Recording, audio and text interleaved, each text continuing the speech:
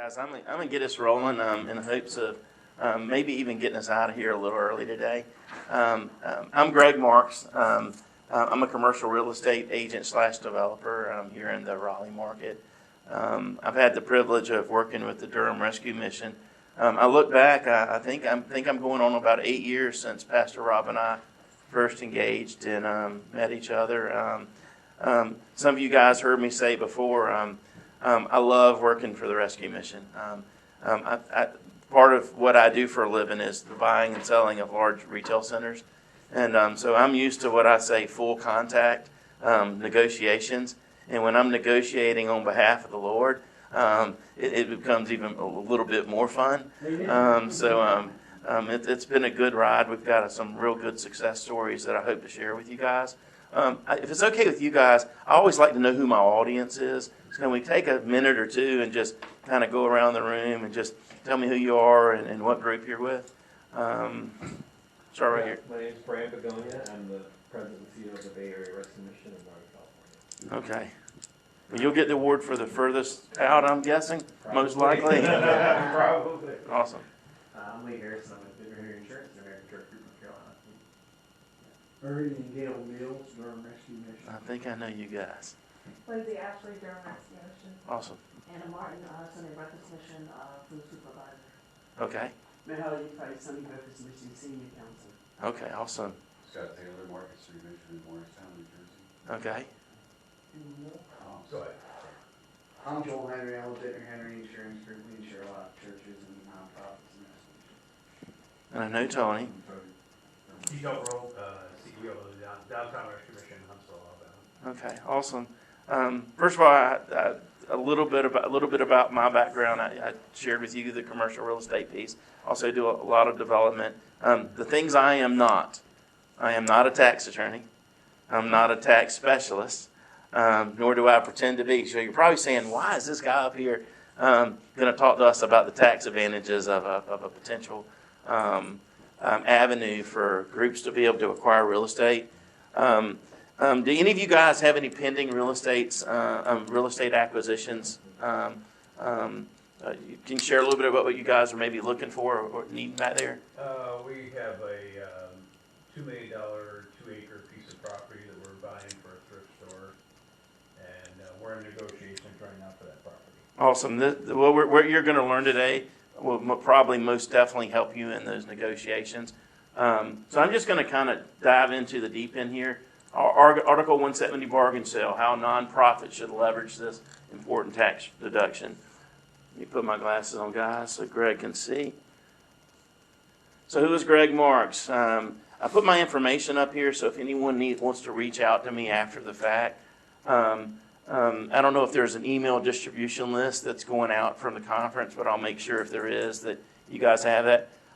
Pastor Rob with the Durham Rescue Mission frequently puts me in contact with other groups. While I do not have the bandwidth to personally assist you on all your transactions, I absolutely am very comfortable talking to your representatives, your brokers, your acquisition team, and making sure they understand what our Article 170 bargain sale is. So I put my email address up there, and if there's questions or any questions when you guys go back home, feel free to reach out to me. I always say I'm always the guy in the room that says I'm an auditory learner, so I struggle listening and taking notes at the same time. I feel like I miss out. So if there's some folks like that in the room, good news, good news.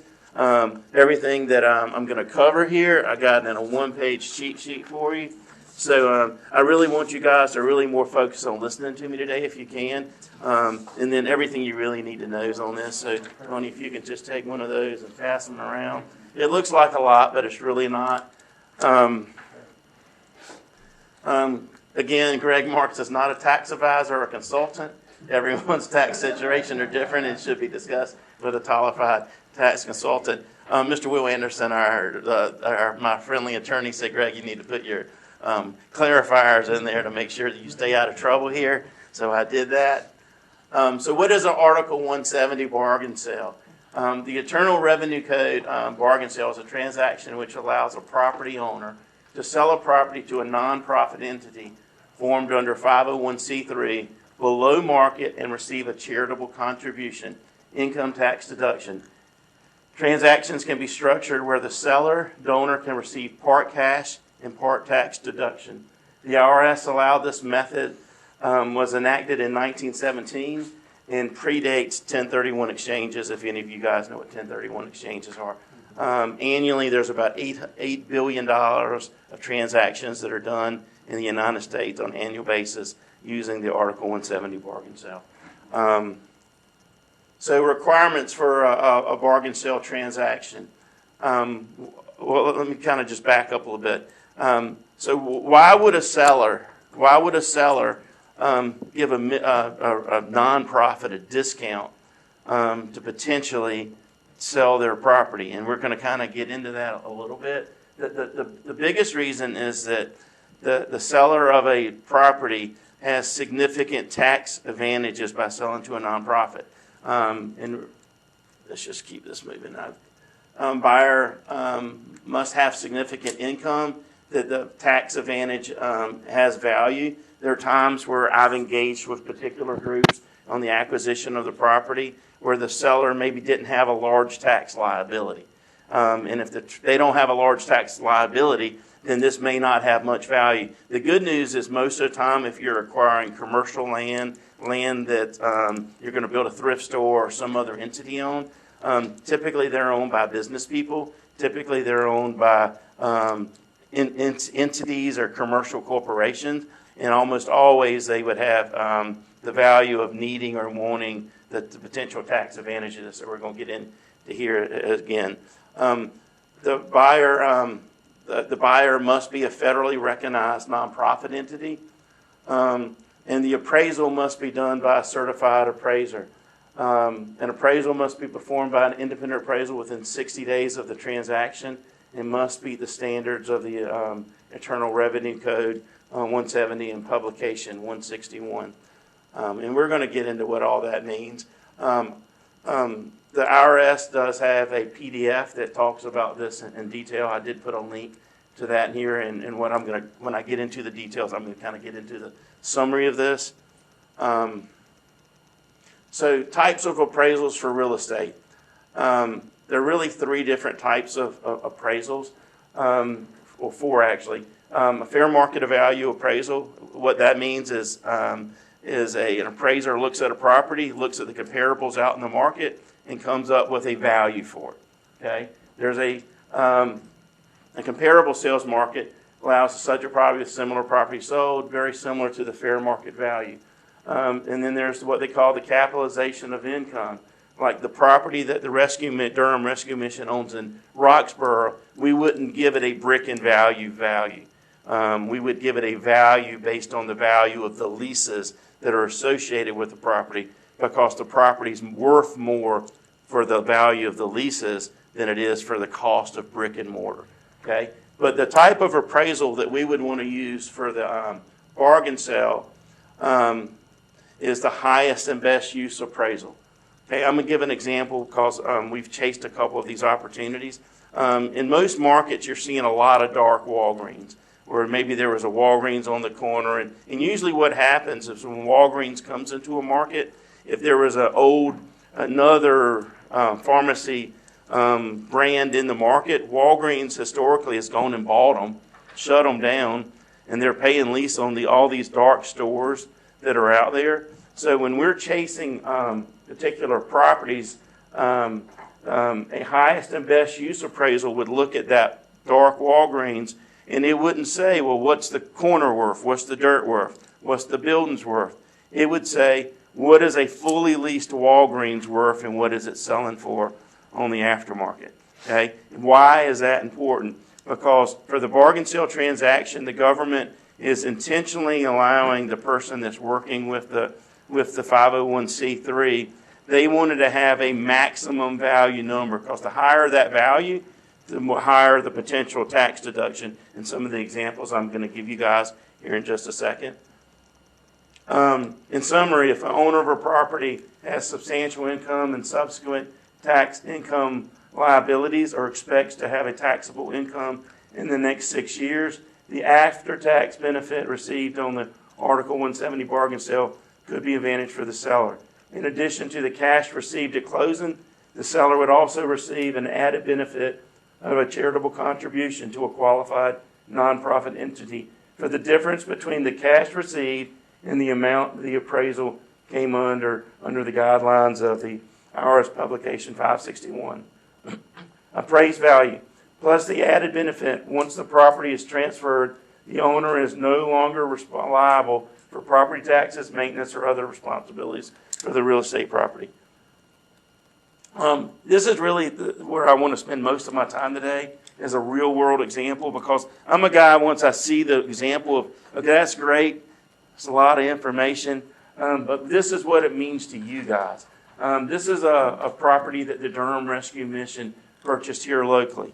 And in this particular example, the asking price for this property was $2.35 million. In our market, typically on commercial properties, you're lucky to get a 5 or 6% discount in asking price. In this particular case, we were able to get our price down to $1,750. So a pretty big, significant savings for the Durham Rescue Mission. And how we did that is we leveraged the Article 170 bargain sale. So in this particular example, the highest and best use appraisal for this building came back at $3.5 million. I want to be real clear. That does not mean that's what that property is worth. Okay, that's what that property's worth with the best tenant and all the best scenarios that are out there. So the estimated tax deduction for that between our sales price and the highest and best use appraisal is $1.85 million.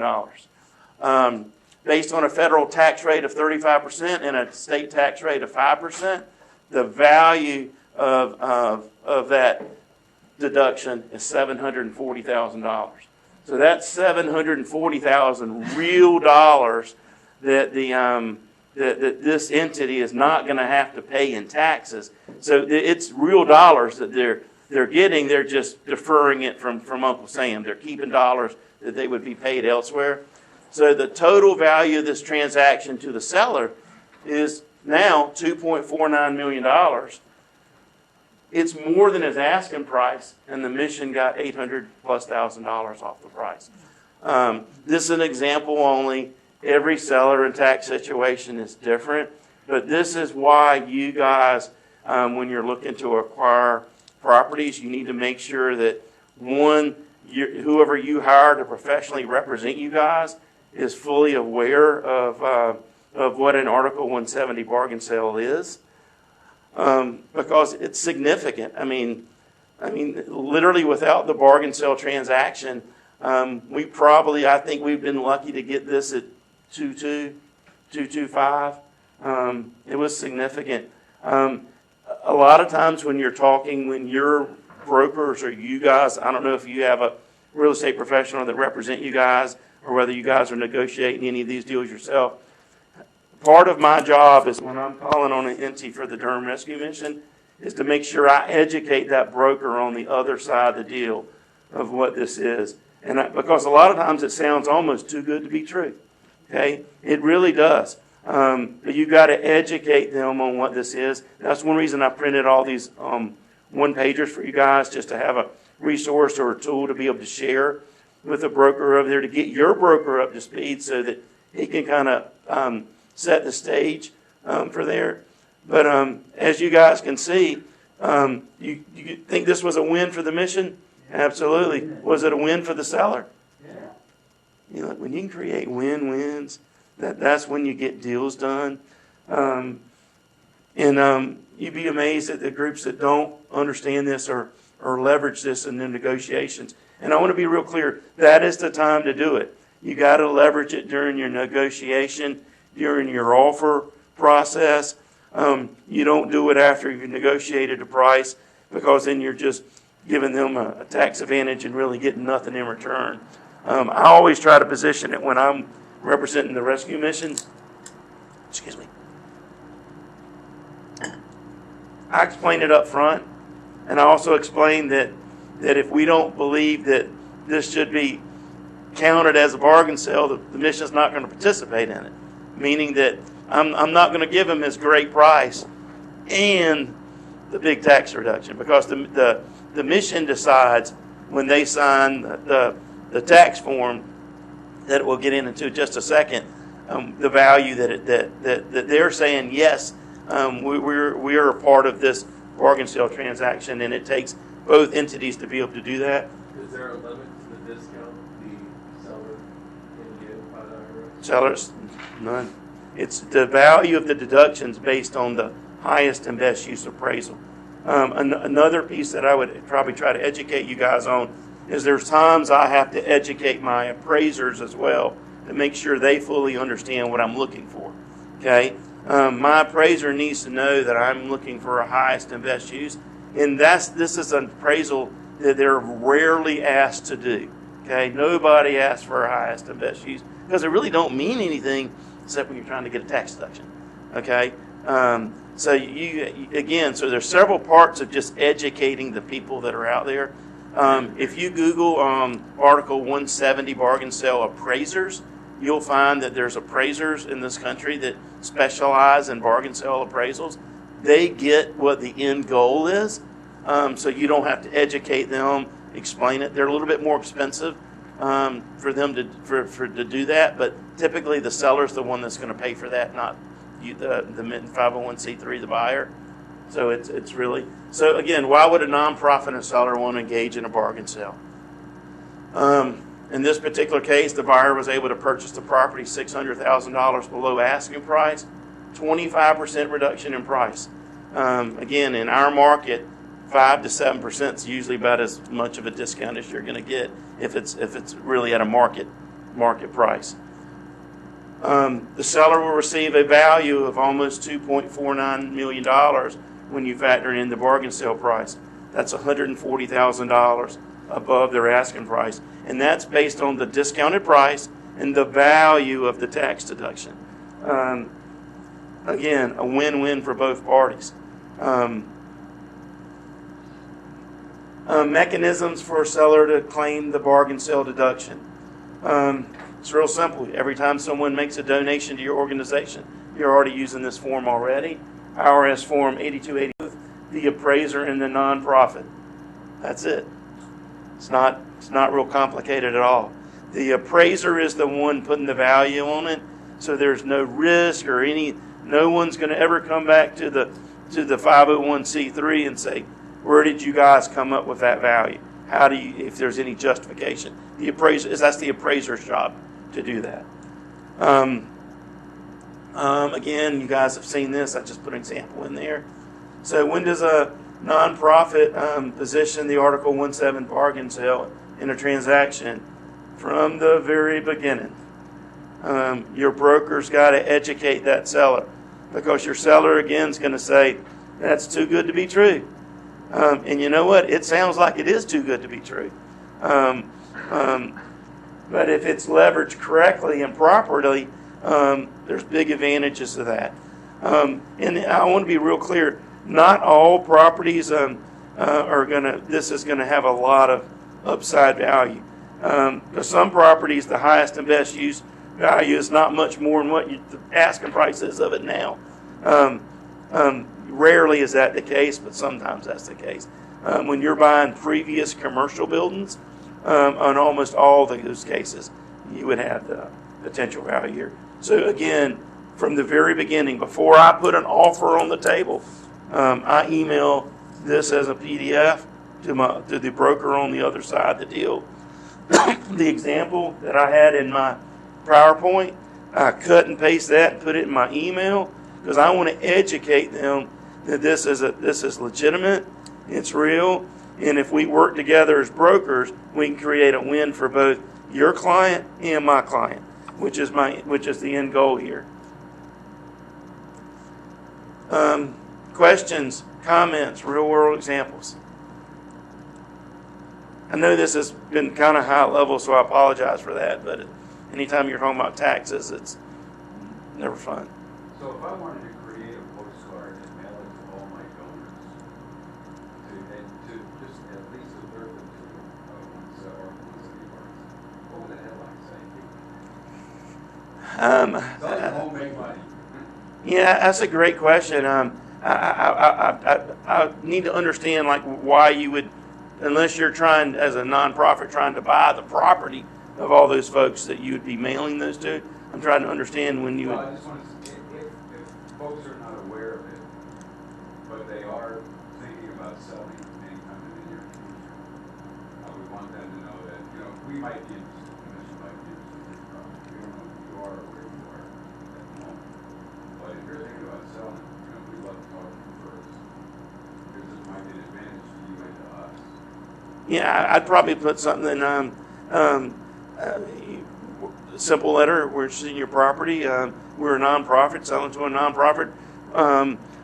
There's tax advantages to doing that. We believe we're highly confident we can create a win-win for both you, the seller, and us for the mission. And in some cases, the value that you actually would receive would be actually potentially more than your asking price.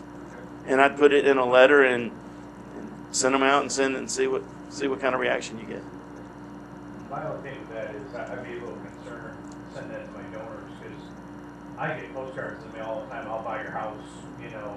and I don't want the mission to come across like, hey, we'll buy your house and get some kind of deal. That might be something that happens, but it would be like a private transaction that donor comes to. Because I kind of hold my donor real sacred. I want to make sure I don't touch it in a way that's going to offend them or. Because I get postcards from my house all the time. Hey, sell your house. Yeah. I'll buy a house. Well, I don't want to sell my house, so Yeah, typically when the Durham Rescue Mission is looking to acquire property, we're pretty laser focused on a specific property, a specific need. So we're not like randomly out there trying to solicit with folks. Hey, this might have some value to create. We've determined that this is a location that would work for a thrift store. This is a location that we could put additional dormitories. This is a location that for whatever reason we see value in the asset. The mission wants to buy the asset, and then at that particular point, my job is to educate the selling team and his representatives on the legitimacy of this. And I typically, just so you guys know, I always say, hey, I'm not a tax expert, but you know what? Call your CPA, call your tax attorney, give them this sheet, let them educate themselves, and when they go through that process, they'll quickly realize, oh yeah, this is legitimate. I will tell you, I regularly find CPAs that really aren't aware of this. So you may have to educate. You may have to say, hey, are you aware of this? And they may have to go back and do some research on their behalf. But it's leveraged. Like I said, there's over $20 billion worth of transactions that are sold to nonprofits on an annual basis. And this is limited to commercial, or it can be residential as well? You can use it for anything. Absolutely. It sounds like there's more upside in commercial. Yeah, the upside for the commercial is because the highest and best use appraisal is going to be a lot higher. Your difference in value is what the deduction's based on, and that's the value. In a residential transaction, could you leverage it? Absolutely. But you really aren't going to get what I call an inflated value that really makes this work, because with the government's willingness to accept the highest and best use appraisal, it's really an inflated value that's there that the deduction's based on. What the government's trying to do is incent the selling public to play well in the sandbox when they're working with nonprofits. It's all intentional. And I always think about the negatives, because that's just how my brain works. But thinking logistically, when you do the highest and best appraisal, it sounds like that's during the process. And if the highest and best appraisal comes out, and it's really not, maybe it's in the 5 to 7% margin you can negotiate anyway. I feel like that's the worst case scenario. Is there anything maybe after the fact that you have to prove, like, hey, this is actually turning out to be a highest and best usage, or is that something they don't follow up on? That's the license appraiser's job. That's the license appraiser. When the license appraiser signs the tax form that we had up here, he's certifying the numbers that he has provided. Gotcha. And then from the mission standpoint, you entities really shouldn't care what that value is. It's his license he's putting on the line and establishing that. And again, the government accepts highest and best use appraisals. There's nothing, again, it sounds too good to be true. It's not, there's no shell game, there's no smoke and mirrors. It's a legal type of appraisal that a certified appraiser can give, and the government allows you to take the difference using that type of appraisal. Is there things that, sorry for asking this question, but is there things that the appraiser looks for? Are they getting into the nonprofit's financials and they're going into a whole bunch of stuff to make sure that it's actually going to be used the highest and best usage? The appraiser could care less what the transaction is for, and the mission or the 501c3 has no obligation to use to create a path for the use that highest and best use is.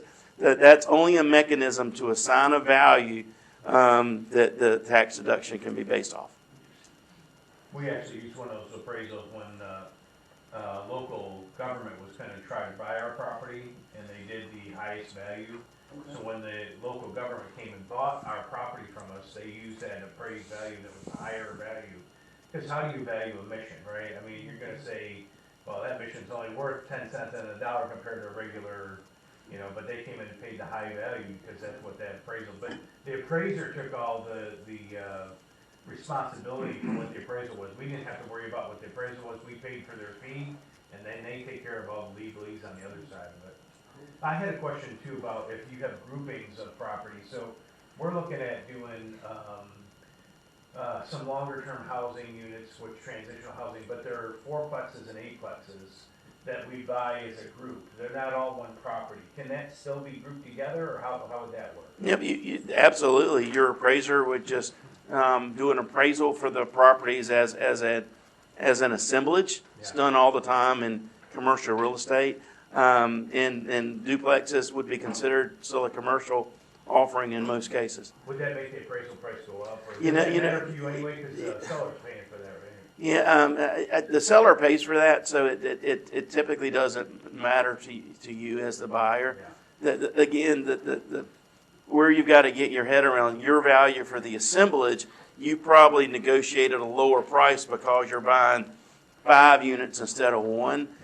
So there probably most likely would be a value differential there that they could look at. And a highest best use appraisal in that scenario would say, well, the highest and best use of these duplexes is down here down the road, there's some brand new ones that if you as a landlord put new paint, new roofs, and did your grass, this is what they would rent for, and that's what he's going to base your highest and best use appraisal on. So that for your example, I think it would absolutely be applicable. That's an added question. Absolutely. Is this only applies to buildings, like you can't do it with land? Oh, absolutely you can do it in land. Okay. Absolutely you can do it. The Durham Rescue Mission, we actually had a group that they acquired a parcel from that we actually, Dale Reynolds, the parcel on Roxborough Road. I think that's probably what pushed that one over the finish line. And he actually kind of came in and did it kind of retroactively because he was a friend of the mission. We educated him after the transaction, and he was within I want to say it's like you got to do it within 6 months of the actual transaction. And he's actually one of the people that when I'm educating someone else, I say, hey, let me let you call this guy and let you hear it from a seller of the real world impact of this. And we've got 2 transactions that have really good examples. The one that I put up here, the brokers on the other side of that deal, or the mission don't know it, but they're very mission friendly. So when I tee up one of these deals and I have the other brokers call them, they know the story I'm wanting them to tell because it was a success story for their team. And when you hear it from someone else that's done a transaction, they get real comfortable a lot quicker than who's this guy trying to sell me on this tax thing now that I got to do all this research on. So does that make sense? Andy's still a donor. Andy's still a donor. Huge donor. So now Durham owns most of Durham itself, right? Duke's still number 1. Yeah. They do the best they can, I will say the Mills family vision is pretty amazing. And the people they take off the street on a daily basis. Gotcha. Yep. Of all the transactions you've done, what is the largest discount that you received from the seller? It probably the example that I gave there percentage wise is probably what I would say a real world example was 25, 30%. I always try to pull at the heartstrings of my sellers. I always try to, not only am I educating them on Article 170, but I educate them on the Durham Rescue Mission, largest homeless shelter in the market. Every night they have hundreds of people that they take off the streets that have no place to go. Women, kids, people that would not have a meal to eat. That I make sure my seller knows that. Okay, I want them to have that little tear coming up right there, saying, "Boy, I can't be tough on these guys." And then I get into the bargain sale because I think it's important when you guys are negotiating the bills because one, there are definitely groups that could care less who you are. Okay, that's probably 60% of them. But there's 30, 40% of them out there that maybe they're a believer. You know, maybe they look at this and the Lord's blessed me my whole life. You know, I'm financially, I'm not financially secure. And they may say, you know, if I can get this tax deduction and give a win, that's a win for everybody. So you as a nonprofit have got to sell your mission to those sellers.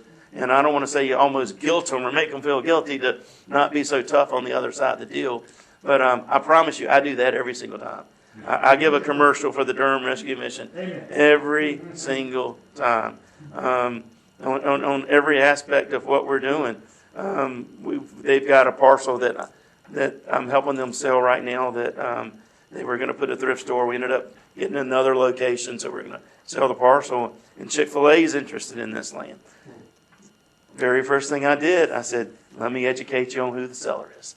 Okay? I said, and I was real clear to the broker. I said, you need to come in strong and make this easy for me because it's your values and your client's values have similar values at times to what the mission did, and well, they came in pretty dang strong. They came in above our asking. Above asking. Chick-fil-A came up? Yeah. Yeah. That's without the chicken? Without the chicken. My point is this is a great tool right here. But you guys have got to sell what you're doing, and because there's people that care. There's people that care that you're feeding people that don't. I mean, Miss Mills, how many kids have you guys got in the mission right now? 32 little babies that wouldn't have a place to lay their head if it weren't for the mission, the ministry that's there. I want my seller to know that. I want my seller to know that. Look, and does it matter to some folks? It don't. It don't. But it don't mean I don't try. Any other questions? Can you imagine what the Good Samaritan is? Oh my goodness, that would for the seller.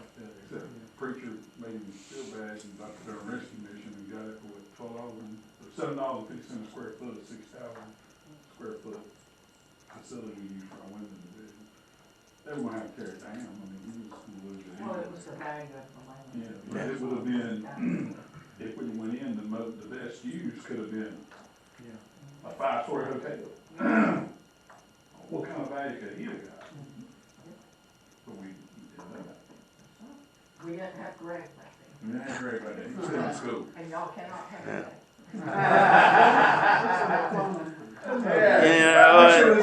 While I can't personally lead your transactions, I can definitely help educate your real estate professionals. Is there a limit to the number of transactions you can do? I mean, does it raise any flags anywhere? Because you talk about selling the parcel, you would, I guess, had intended originally to do something within So we're Discovery. gonna put a thrift store there. Yeah, and then you changed your mind. The nonprofit's got to hold it for 1 year. When the nonprofit holds it for 1 year, Yeah. it don't matter anymore. Yeah, we've had it for So, yeah, but it's not like you're buying so much property that somebody sort of raises an eyebrow and says, okay, this is their 63rd transaction this year. Yeah, well, with most nonprofits, unless someone's trying to intentionally do to do things that I would say are outside of the bounds of integrity, for most nonprofits, you're talking 2, 3, maybe 4 transactions a year at the most. Probably not that many. So you aren't talking about a large number of transactions. But But I'm sure there's other nonprofits that are out there that that have larger needs that probably leverage this a lot more. Yeah, so the fact that you guys held on to it for a year and then turned it over, that didn't raise any, Well, we had about 4 years. oh, 4 years. And it doesn't matter if you sell it for more even when, at that point, okay. Yeah, all you're doing is selling is buying an asset. The value that's associated with that, the appraiser and his license is what's determining that. So, Did you have it reappraised before you sold it to Chick-fil-A? we put a crazy price on it, and they put our crazy price on it, and we're going to do. I would say do pretty well on that one. I'm big about putting some crazy prices and seeing what the Lord does. And sometimes you might have an asset that you don't understand the value, and you put something out there, and it's not the value really what it's worth. It's what are they willing to pay to be there. It's a different thought process. They're in need of this property because they're overflowing the current location that's about 2 miles from it. Yeah. The landlord that they lease the space from is getting mad because they're so busy that the other tenants are getting mad at it, which is true. I mean, so they were trying to move up a little bit so they could ease some out. Easy thing is right across from the hospital, medical facilities, but they really, and this is the second one. We had an offer from a different person, but it just kind of fell through with the financing, and Chick-fil-A was very ready to back us up. In that vacant land, we just bought it originally for $900,000. That's what we bought it for. What was that for that? 1.6. 1.6 now. We're doing pretty good, guys. 4 years. But Chick-fil-A is still making off because they're doing this deal and they're just getting a write-off. Well, I didn't even position the Bargin sale with Chick-fil-A. Oh, yeah? I didn't even position it. I knew that they were going to far exceed a highest and best use land price here. I was very confident in this transaction that the broker on the other side of the deal was a believer. So that goes a long way when I recognize that he's a believer and I can educate them on what they're doing. He usually can get some value there.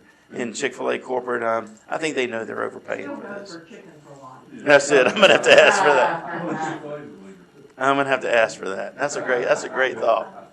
For chicken nuggets, Yeah. for chicken nuggets. At least a catering tray once a week or something, right? Lots of opportunity here. Questions? Guys, it looks like we're going to wrap up a little early then. I appreciate everyone giving me an opportunity to come here and kind of explain this to you.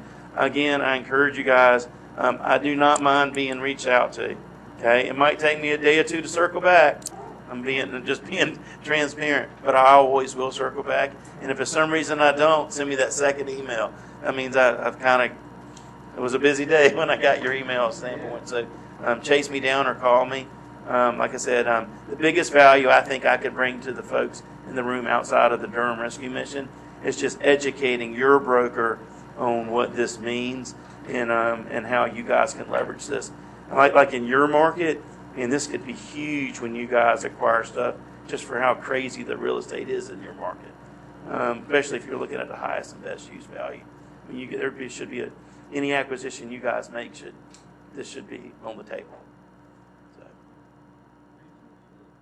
all right, thank you guys. All right.